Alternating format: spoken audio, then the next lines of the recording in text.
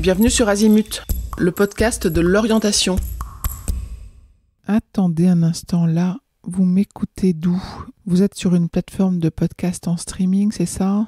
C'est bien, c'est super.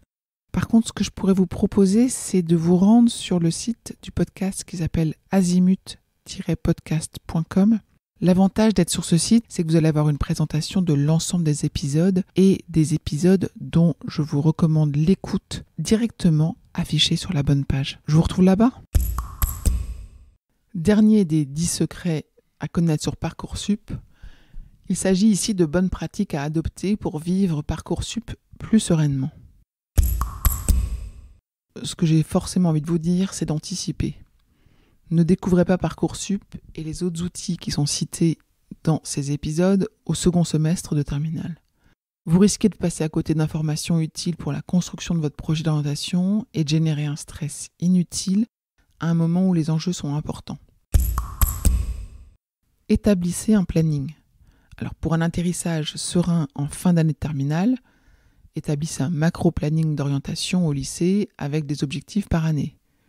Par exemple, en seconde, j'écarte des secteurs, je valide une voie dans laquelle je me sens à l'aise, je commence à comprendre le fonctionnement du post-bac pour faire des choix éclairés sur les bacs généraux ou techno ou pro et le choix des spécialités, etc.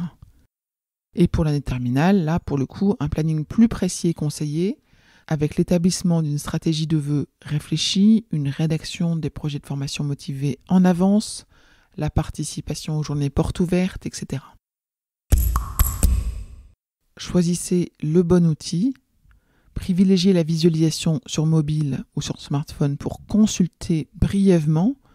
Par contre, clairement, l'ordinateur est votre outil pour les consultations plus approfondies et pour la gestion de son dossier dans Parcoursup.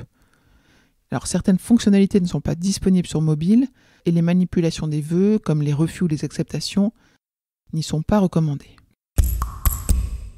Il existe des formations qui ne sont pas référencées sur Parcoursup. Il convient d'analyser leur sérieux avant de candidater directement.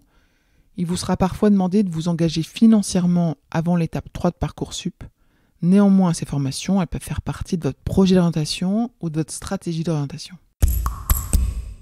Le planning et les procédures pour les formations à l'étranger sont variées.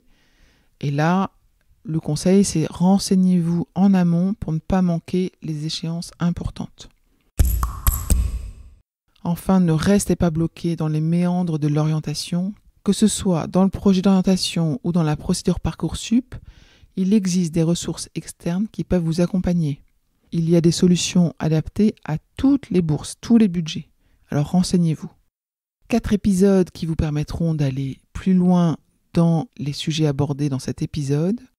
Déjà 2 interviews exclusives en 2021 pour la première et en 2022 pour la seconde, réalisées auprès du chef de projet Parcoursup au ministère de l'Enseignement supérieur. C'est un monsieur qui s'appelle Jérôme Teillard et qui nous a accordé 2 interviews exclusives honnêtement passionnantes à écouter.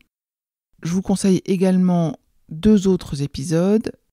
Parcoursup, 3 idées reçues qui peuvent compléter ce qu'on a dit, et un épisode qui s'appelle Le Kit Parcoursup, qui vous permet de rassembler les éléments avant de vous lancer dans la procédure Parcoursup. C'était le dernier des 10 secrets que nous avions prévu de partager avec vous. J'espère que vous avez apprécié les découvrir. C'est bien de les avoir écoutés. Maintenant, il faut pratiquer. L'aventure continue avec le podcast Azimut toute l'année. Il y a plus de 300 épisodes sur les podcasts et on a dit une 30aine d'épisodes sur Parcoursup. Donc, n'hésitez pas, vous allez voir, on a plein d'autres révélations à vous faire. Bonne écoute et à bientôt.